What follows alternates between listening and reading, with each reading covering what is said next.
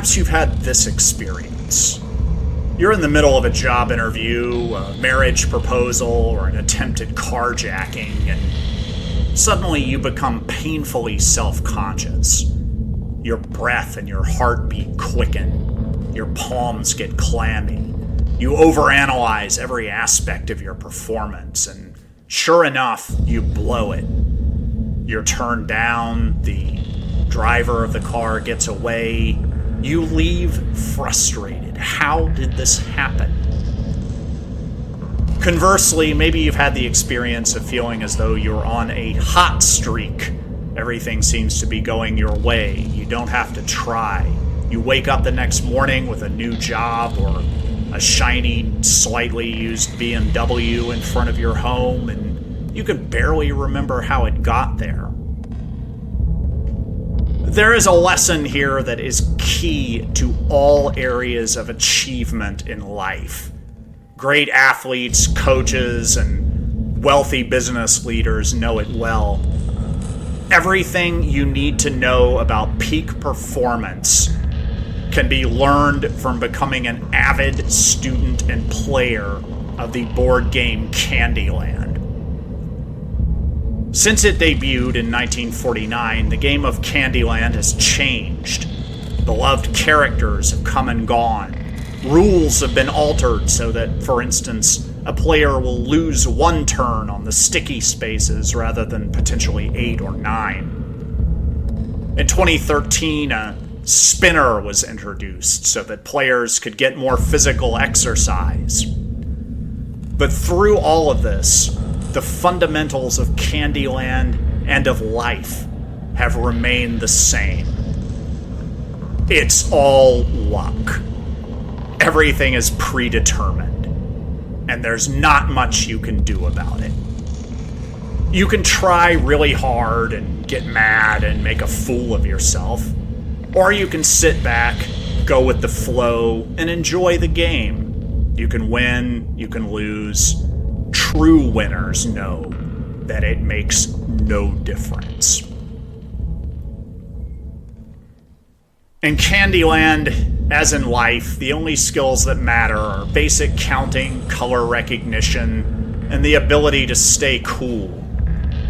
When you realize that taking the secret pass through the Gumdrop Mountains doesn't make you special, any more than getting stuck in molasses right as you're about to rescue King Candy doesn't mean you did anything wrong, then you've unlocked the great wisdom of the ages.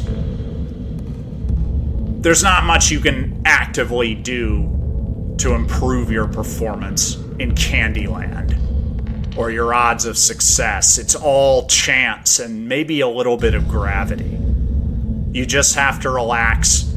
Let it happen. Let the laws of physics and chance do their thing. The most challenging game you play in Candyland is psychological. It's the game you play against yourself and your desire for control, which is the truest sign of weakness.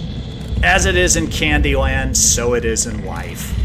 If you get audited by the IRS, wreck your recently stolen BMW, or accidentally show up for someone else's job, or propose marriage to the wrong person, you can take comfort in the knowledge that there's nothing you could have done to stop these things from happening.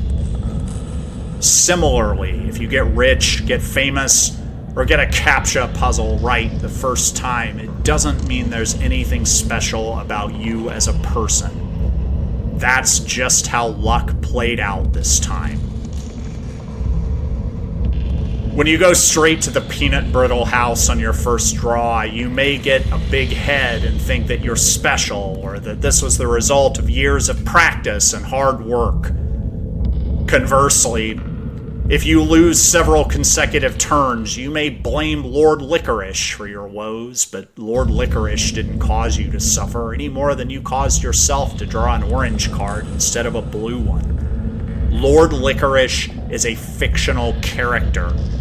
The only Lord Licorice that truly exists is the Lord Licorice in your mind. Sometimes you draw the ice cream sea and you may feel blessed by Queen Frostine herself. Sometimes you get stuck in molasses. A negative attitude will only make the molasses feel stickier. But a positive attitude won't help you much either, and may make you look ridiculous to other Candyland players, particularly if they're more seasoned. The true goal of Candyland and of life is to see things as they really are. Whatever happens in Candyland or in life, it's all luck, and none of it really matters.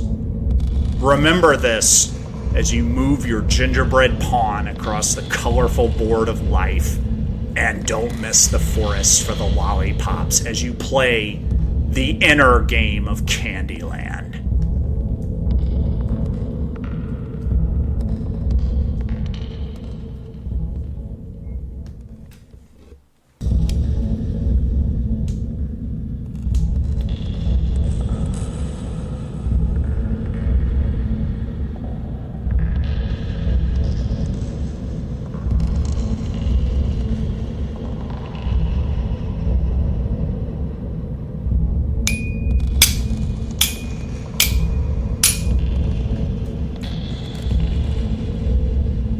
There's a little trick that I have that makes me happy, or happier than I would have been if I hadn't been practicing it. And that's to always bet against the thing that I want to see happen. If the Dodgers are playing the Padres and I'm rooting for the Dodgers, I will always put my money on the Padres. That way, if the Dodgers win, my team wins, and if the Padres beat the Dodgers, I make some money. I win coming and going. I get to have it both ways. Life is suffering. Pain is inevitable. The best way to mitigate it is to give yourself a gift if you don't get what you want, and set it up so that you see the bright side of whatever happens. If you want to see a company fail, invest your money in it. If you're waiting for a bus, light up a cigarette if you smoke, and that bus will arrive. I don't smoke anymore, but that's how I summoned buses in Los Angeles. I played a trick on my mind where I wanted something really badly. I was frustrated because I wasn't getting it. So I did something else that at the time I also enjoyed, but the enjoyment of that thing was contingent on the other thing that I wanted to happen not happening. And then the thing that I didn't want to happen seemed to happen as if by magic. Life is suffering. Go long on suffering, and you'll probably break even at least.